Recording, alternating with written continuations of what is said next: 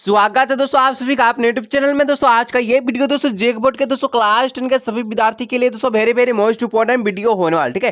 क्यों दोस्तों आज के इस वीडियो में हम लोग देखने वाले हैं जो 22 मार्च को हिंदी का एग्जाम होगा दोस्तों। जी हाँ दोस्तों, कल आपका 22 मार्च है और कल आपका हिंदी का एग्जाम होगा। उसके लिए दोस्तों आज की इस वीडियो में हम लोग जो 40 ऐसे इंपॉर्टेंट एमसीक्यू प्रश्न को सोल्व करने वाले हैं दोस्तों, जो आपके हिंदी के पेपर में डायरेक्ट दोस्तों आपको 22 मार्च के बोर्ड एग्जाम में देखने को मिलने वाला है। इसलिए दोस्तों वीडियो को अंत तक देखिएगा और जितना भी दोस्तों उनको जरूर शेयर कीजिए। और अगर दोस्तों चैनल पर पहली बार आए चैनल को सब्सक्राइब करने के साथ साथ बेल नोटिफिकेशन को ऑल पे सेलेक्ट कर लीजिएगा। दोस्तों आज का ये वीडियो होने वाला 22 मार्च के बोर्ड एग्जाम में दोस्तों सबसे ज्यादा मोस्ट इंपोर्टेंट वीडियो होने वाला और तहलका मचाते हुए दोस्तों के साथ शेयर जरूर कीजिएगा। चलिए आज का ये शानदार वीडियो को स्टार्ट करते हैं हम लोग, ठीक है।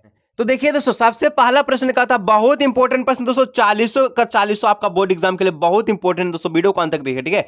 देखिए कहता है परशुराम ने, ठीक है, मंद बुद्धि बालक किसे कहा है। तो दोस्तों परशुराम ने मंद बुद्धि बालक किसे कहा है, क्या आपको पता है? जी हाँ सर, लक्ष्मण को कहा है, ठीक है। यानी कि इसका ऑप्शन इसका राइट आंसर होगा, ठीक है। लक्ष्मण को मंद बुद्धि वाला बालक कहा है परशुराम ने, ठीक है।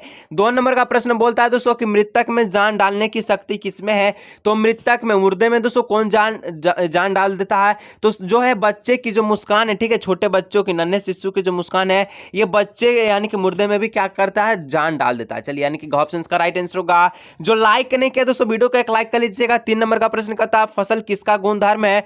तो फसल दोस्तों ये मिट्टी का गुणधर्म है, ठीक है, भूली काली मिट्टी का गुणधर्म है, ठीक है। चलिए 4 नंबर का दोस्तों प्रश्न कहता है कविता में छाया का अर्थ क्या होता है। तो दोस्तों कविता में छाया का जो अर्थ होता है आपको पढ़ाएं दोस्तों लॉन्ग आंसर में कि छाया मत छूना। कविता में कवि क्या करना चाहते हैं, तो पुराने मीठी यादों को दोस्तों याद करके हमेशा दुख मिलता है। तो इसी प्रकार से छाया का जो अर्थ हो जाएगा ये हो जाएगा पुरानी मीठी यादें, ठीक है। चलिए अब नेक्स्ट दोस्तों क्या हो जाएगा, 5 नंबर का प्रश्न बोलता है भोलानाथ अपने हजमेलियों के दल में मिलकर क्या करने लग गए थे। तो भोलानाथ दोस्तों हजमेलियों के दल में मिलकर दोस्तों खेल और तमाशा करने लग गए थे, ठीक है। खेल और तमाशा तरह तरह के खेल करते थे, जो कि दोस्तों इसमें उनके पिता भी शामिल थे, ठीक है। चलिए 6 नंबर का दोस्तों प्रश्न क्या कहता है, देखिएगा ध्यान से। और जो लाइक नहीं किया दोस्तों लाइक बटन को ठोक दीजिएगा दोस्तों, और चैनल को सब्सक्राइब दोस्तों जरूर से जरूर कर लीजिएगा दोस्तों, और साथ ही बेल नोटिफिकेशन कॉल पे सिलेक्ट कर लीजिएगा दोस्तों। अभी सोशल साइंस का सिर्फ एग्जाम हुआ है, 22 मार्च को हिंदी का होगा,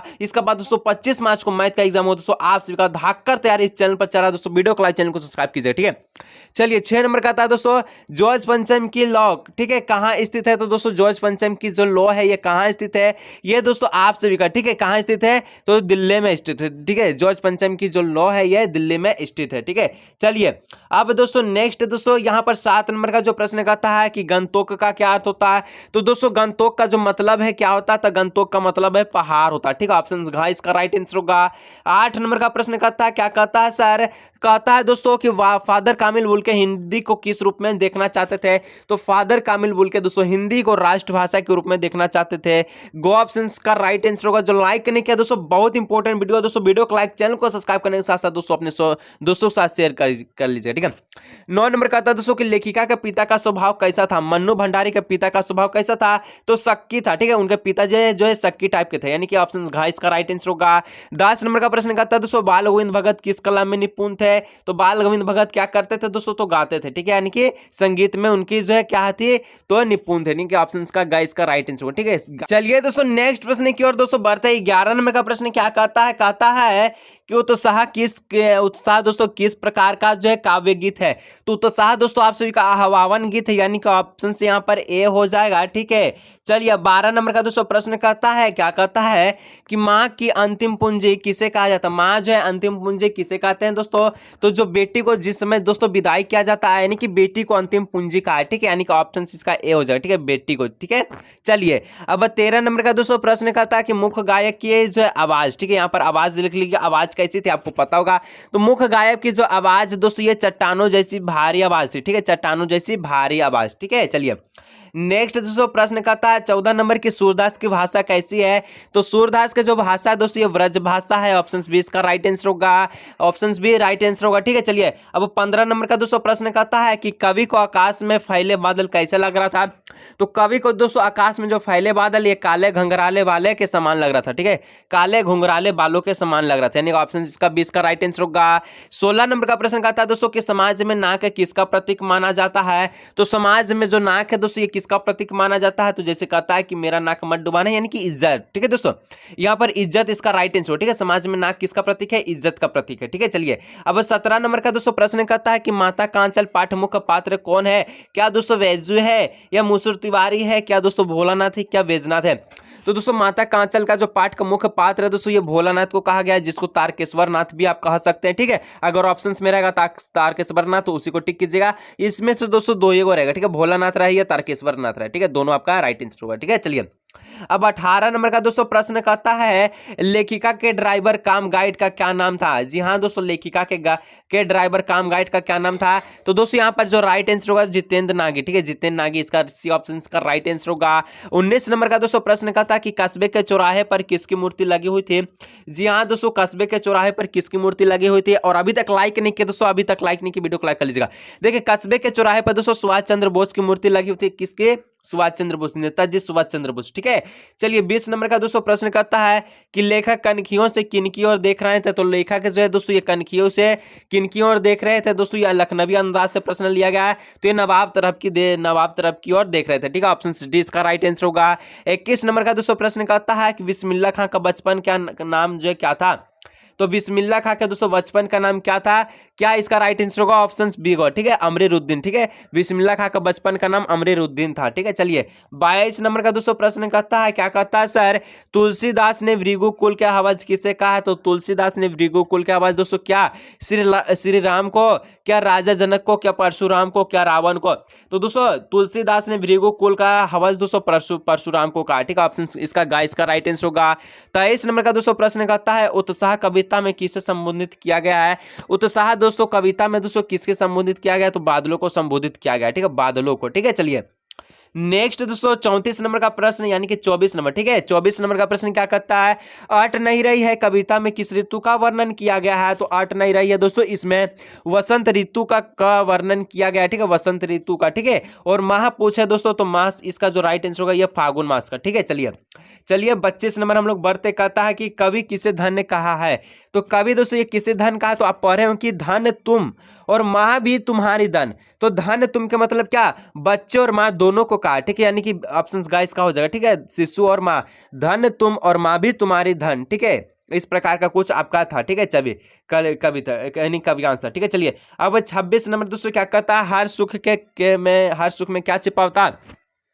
तो दोस्तों हर सुख में क्या छिपा होता है? क्या प्रेम या दर्द या याद?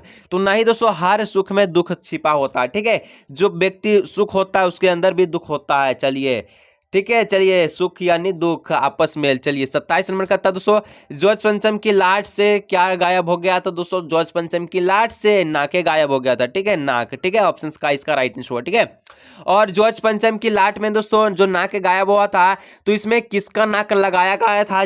नीचे कमेंट कीजिएगा। ठीक है, जॉर्ज पंचम की लाट पे किसका नाक लगाया गया था? नीचे कमेंट कीजिएगा। क्या मूर्ति का, क्या यहाँ पर जिंदा नाक या किसी प्रकार का बना हुआ नाक? नीचे कमेंट कीजिएगा। ठीक है, चलिए 28 नंबर का था, गैंगटॉक नगर दोस्तों किस राज्य में स्थित है? तो ये अपना भारत का सिक्किम राज्य में स्थित है। ठीक है, ऑप्शन का इसका राइट आंसर होगा सिक्किम राज्य में स्थित है। ठीक है, अब 29 नंबर का दोस्तों प्रश्न कहता है बापू जी की पूजा वाली आचमनी क्या बनती थी? तो दोस्तों बाबू जी की जो पूजा वाली आचमनी है ये क्या बनती थी? तो ये कलछी बनती थी। ठीक है, ऑप्शन इसका घ इसका राइट आंसर। ठीक है, घ। चलिए अब 30 नंबर की ओर दोस्तों हम लोग बढ़ते हैं। जो लाइक नहीं किया ना तो वीडियो को लाइक, चैनल को सब्सक्राइब कर लीजिए दोस्तों। कहता है फादर कामिल बुल्के की मृत्यु कैसे हुई थी? ठीक है, फादर कामिल बुल्के की जो मृत्यु है दोस्तों ये लंगड़ा बुखार से हुआ था। ठीक है, जिसको हम लोग दोस्तों जहराबाद कहते हैं। ठीक है, जहराबाद, यानी कि ऑप्शन का घ इसका राइट आंसर होगा। ठीक है, 31 नंबर का प्रश्न कहता है बाल गोविंद भगत क्या थे? तो बाल गोविंद भगत जो दोस्तों है देखने में तो सन्यासी थे, लेकिन दोस्तों सन्यासी थे नहीं, वो घर में ही रहते थे, यानी कि गृहस्थ थे। ठीक है, ऑप्शन गाइस का राइट आंसर होगा। और बाल गोविंद भगत का संगीत साधना का चरम उत्कर्ष कब देखा गया? नीचे कमेंट कीजिएगा। बाल गोविंद भगत का संगीत साधना का चरम उत्कर्ष कब देखा गया? नीचे कमेंट कीजिएगा। ठीक है, नेक्स्ट दोस्तों प्रश्न संख्या 32 कहता है बिस्मिल्लाह खां के पिताजी कहां शहनाई बजाते थे? तो बिस्मिल्लाह खां के जो पिताजी है दोस्तों ये मंदिर में शहनाई बजाते थे। का ऑप्शन इसका राइट आंसर होगा। 33 नंबर का प्रश्न कहता है कि दांतुरित का शाब्दिक अर्थ क्या होता?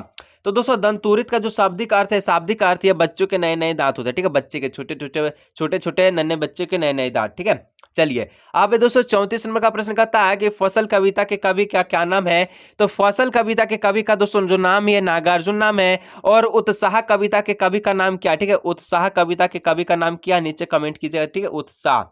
उत्साह कविता के कवि का नाम क्या, नीचे कमेंट कीजिएगा, ठीक है। चलिए 35 नंबर का दोस्तों प्रश्न कहता है कि धुंधला प्रकाश किसका प्रतीक है। तो क्या कम रोशनी, क्या अंधेरा, क्या अस्पष्ट सुख, क्या अशांति। तो धुंधला प्रकाश दोस्तों अस्पष्ट सुख का क्या है, तो प्रतीक है, ठीक है। ऑप्शन सी इसका राइट आंसर होगा। 36 नंबर का दोस्तों प्रश्न कहता है कि तार सप्तक किसे कहा जाता है। तो तार सप्तक दोस्तों किसे कहते हैं आपको बताना। तो तार सप्तक दोस्तों ये सरगम के ऊंचे स्वर को कहता है, ठीक है, सरगम के ऊंचे ऊंचे स्वर को, ठीक है।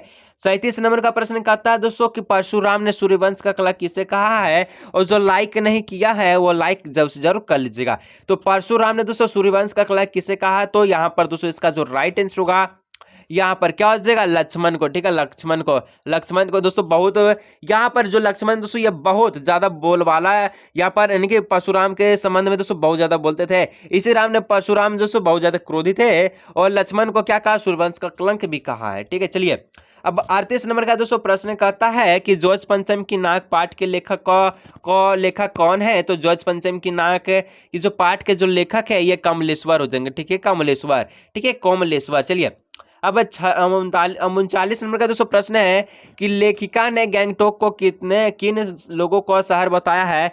तो लेखिका ने दोस्तों गैंगटोक को मेहनत कश बादशाहों का क्या बनाया है, तो शहर बताया गया है। चलिए दोस्तों आज का ये वीडियो का लास्ट प्रश्न है, जो लाइक नहीं किया तो वीडियो को दनादन लाइक, चैनल को सब्सक्राइब जरूर से कीजिएगा। दोस्तों कहता है नेताजी की मूर्ति में बार बार क्या बदल दिया जाता था। तो नेताजी की मूर्ति में दोस्तों क्या बदल दिया जाता था बार बार, इसका जवाब सभी को नीचे कमेंट में देना, ताकि मुझे पता चले कि 40 को प्रश्न कौन देखा, ताकि होने वाला 20 मार्च में बोले नहीं कि सर यहां से एक भी प्रश्न नहीं आया। अगर जो आप पूरा अंत तक देखते हैं दोस्तों, जो वीडियो बना रहे देख के जाइए दोस्तों, बहुत अच्छा प्रश्न आने वाला है दोस्तों, 40 में 40 सब करके आने वाले हैं दोस्तों, 40 में 40।